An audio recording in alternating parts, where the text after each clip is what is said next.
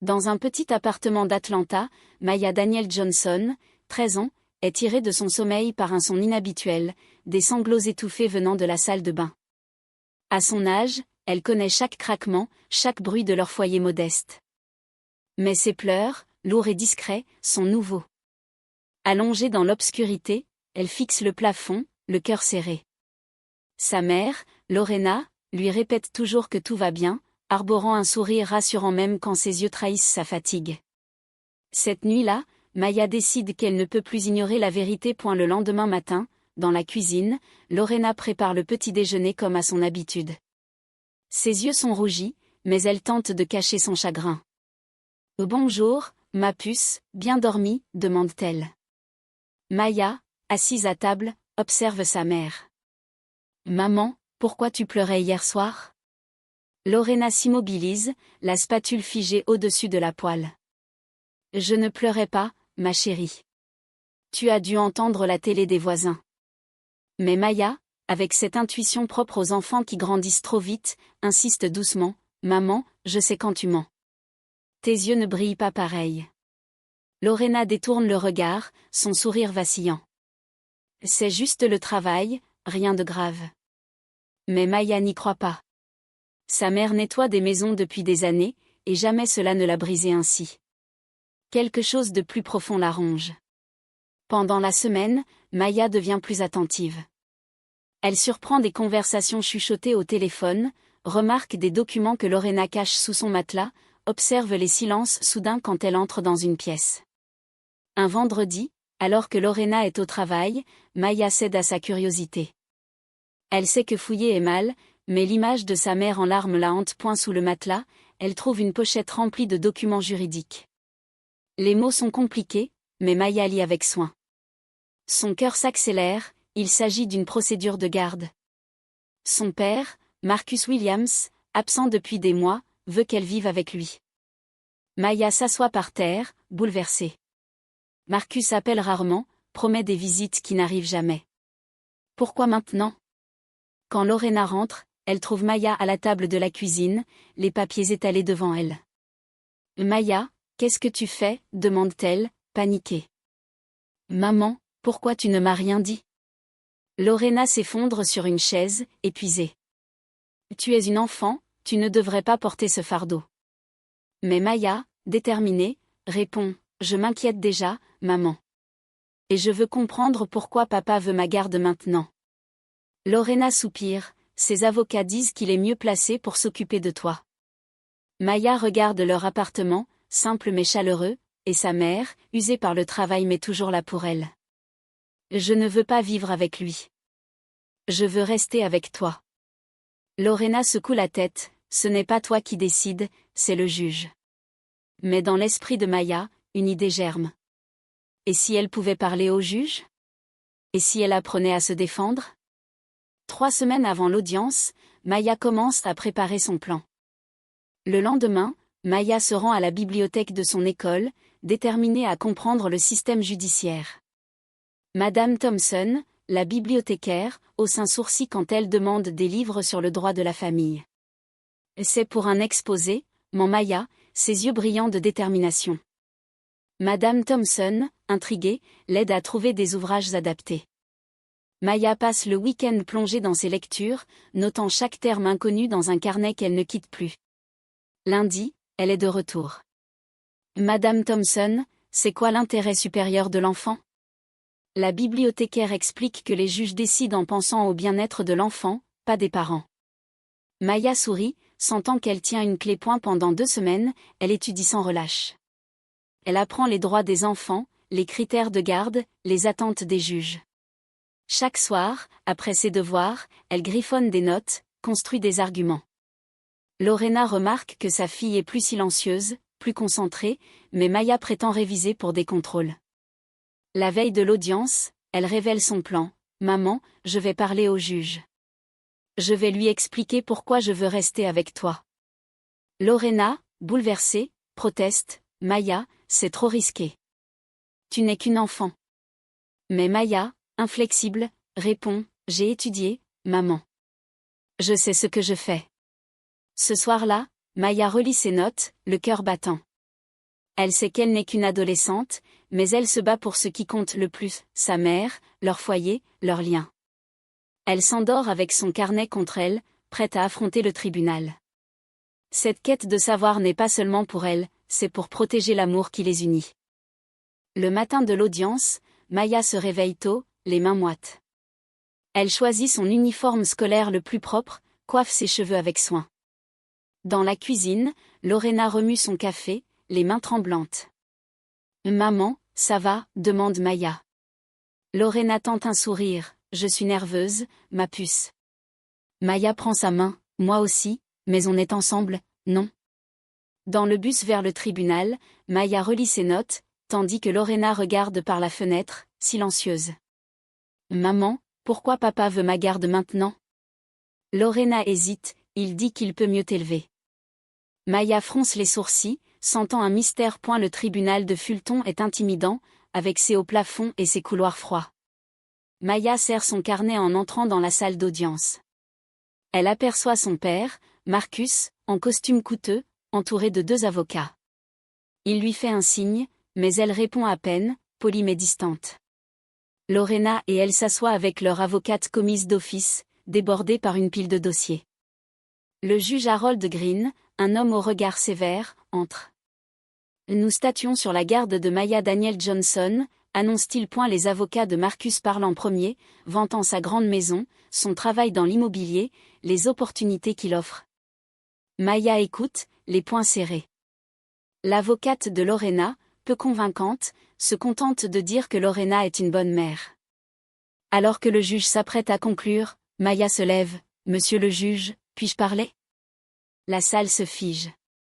Le juge, surpris, l'observe. « Tu es sûre, jeune fille ?»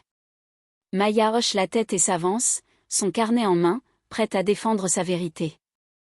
Maya, tremblante mais résolue, se tient devant le tribunal. « Je m'appelle Maya Danielle Johnson, j'ai 13 ans, et j'ai étudié le droit de la famille ces 3 dernières semaines. » Des murmures parcourent la salle, mais le juge impose le silence. « Continue, » dit-il. Maya ouvre son carnet. « J'ai lu que vous devez décider selon mon intérêt supérieur. Je veux vous expliquer ce que c'est. » Elle parle avec clarté, décrivant l'amour de sa mère. « Elle m'aide avec mes devoirs, même épuisée. Elle vient à toutes mes réunions scolaires. Quand je suis malade, elle veille sur moi toute la nuit. » Puis elle se tourne vers son père. « Il a promis 17 visites cette année, il n'est venu que 3 fois. Il ne connaît ni ma matière préférée ni ma meilleure amie. » La salle est silencieuse. Lorena pleure doucement. Puis Maya lâche une bombe. « J'ai découvert que ma grand-mère m'a laissé un fonds fiduciaire. Si mon père obtient ma garde, il peut le gérer. » Un silence glacial s'installe. Marcus rougit, ses avocats échangent des regards inquiets. « Je crois qu'il veut l'argent, pas moi », ajoute Maya, tendant au juge des documents prouvant les absences de son père et l'existence du fonds. « Je veux rester avec ma mère, qui m'aime vraiment. » Elle retourne s'asseoir, épuisée mais fière. Le juge suspend l'audience pour examiner les preuves, laissant la salle sous le choc. Pendant la pause, Maya et Lorena s'assoient dans le couloir du tribunal. Lorena, tremblante, tient la main de sa fille. « Maya, tu es sûre d'avoir bien fait de parler du fonds ?» Maya répond. « Maman, tu voulais que je mente ?» Lorena secoue la tête. « Non, mais c'est ton père. » Maya réplique. « Être père, c'est être là, pas juste un lien de sang. » À quelques mètres, Marcus est seul, ses avocats discutant vivement au téléphone. Il tente de croiser le regard de Maya, mais elle l'ignore. La tension est palpable. Lorena serre sa fille contre elle. « Depuis quand es-tu aussi sage ?» Maya sourit. « Je l'ai appris de toi. » Quand le juge revient, le silence envahit la salle. Maya sent son cœur s'accélérer, mais elle reste droite, prête à entendre la décision qui changera leur vie. Le juge Green s'assied, les documents de Maya devant lui. « En 20 ans, j'ai rarement vu une présentation aussi remarquable qu'aujourd'hui, » commence-t-il, regardant Maya. « Mais une enfant ne devrait jamais avoir à se battre pour sa garde. Cela révèle des failles dans notre système. » Maya retient son souffle.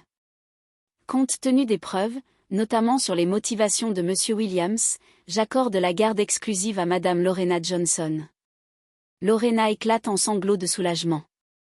Le juge ordonne une enquête sur le fonds fiduciaire et impose à Marcus une pension alimentaire, avec des visites conditionnées à l'accord de Maya. Il s'adresse à elle. Ton courage, Maya, met en lumière la nécessité d'écouter les enfants. Je proposerai des réformes grâce à ton cas. Maya ressent un mélange de fierté et de responsabilité. La salle applaudit doucement, émue par cette adolescente qui a osé parler. Après l'audience, Maya et Lorena sont entourées de journalistes et de militants. Maya, une interview? Comment as-tu découvert le fonds? Lorena protège sa fille, elle est fatiguée, respectez cela. Dans le bus du retour, Lorena s'excuse, je n'aurais pas dû te cacher la vérité. Maya pose sa tête sur son épaule, tu voulais me protéger, maman. Mais on a porté ce fardeau ensemble. Dans les semaines suivantes, l'histoire de Maya fait la une. Les médias la surnomment, la fille qui s'est défendue seule. Lorena trouve un meilleur emploi, et Marcus, humilié, respecte ses obligations. Maya reprend sa vie d'adolescente, mais son combat inspire des réformes judiciaires pour mieux écouter les enfants. Elle réalise que sa voix a du pouvoir, mais elle veut rester une enfant. Un après-midi, Madame Thompson remet à Maya une lettre du Children's Legal Rights Institute. Il l'invite à rejoindre un projet pour aider d'autres enfants dans des situations similaires. C'est une grande responsabilité, dit Lorena. Maya réfléchit, si je peux aider ne serait-ce qu'un enfant à ne pas se sentir seul, ça en vaut la peine. Lorena pose une condition, reste une enfant. École, amis, jeux. Maya acquiesce, déterminée à équilibrer sa mission et son adolescence. Elle commence à préparer son matériel, nerveuse mais excitée. Lorena, en cuisinant, la rassure, tu sais ce que ces enfants ressentent. C'est ta force. Maya confie ses craintes, et si je ne trouve pas les bons mots? Lorena sourit, sois toi-même, c'est assez. Maya comprend que son rôle est d'écouter, de soutenir, et de montrer aux enfants qu'ils ne sont pas seuls. Le samedi, Maya et Lorena arrivent au centre communautaire pour la première session. La coordinatrice, Dr Sandra Mitchell, accueille Maya, 2 enfants veulent te parler, Jadon et Léla. Maya, nerveuse, demande, que dois-je faire? Sandra répond, écoute-les, partage ton histoire. Avec Jadon, 10 ans, Maya explique, je n'ai pas gagné contre mon père, j'ai gagné pour ma mère et moi. Jadon confie sa peur de choisir entre ses parents. Maya le guide, ce n'est pas à toi de protéger leurs sentiments, mais à eux de protéger les tiens. Avec Léla, 7 ans, qui pense que le divorce de ses parents est sa faute, Maya partage son expérience, les problèmes des adultes ne sont jamais la faute des enfants. Les 2 enfants repartent plus légers, et Maya se sent utile, mais épuisée. Sandra la félicite, tu leur as montré qu'ils ne sont pas seuls. Ce soir-là, Maya écrit dans son journal, aujourd'hui, j'ai aidé Jadon et Léla. Je ne sais pas si j'ai dit les bons mots, mais j'ai essayé d'être la voix que j'aurais voulu entendre. Être avocate, c'est faire en sorte que les gens se sentent écoutés. Dans les mois suivants, elle continue son bénévolat, aidant des dizaines d'enfants tout en restant une adolescente ordinaire. Elle va au cinéma, râle sur ses devoirs, rit avec ses amis. Son histoire inspire des changements, les juges écoutent davantage les enfants, les avocats défendent mieux leurs droits. Maya apprend qu'avoir une voix forte ne signifie pas renoncer à l'enfance, mais l'utiliser pour protéger les autres. Sa mission ne fait que commencer, portée par l'amour de sa mère et la conviction que chaque enfant mérite d'être entendu.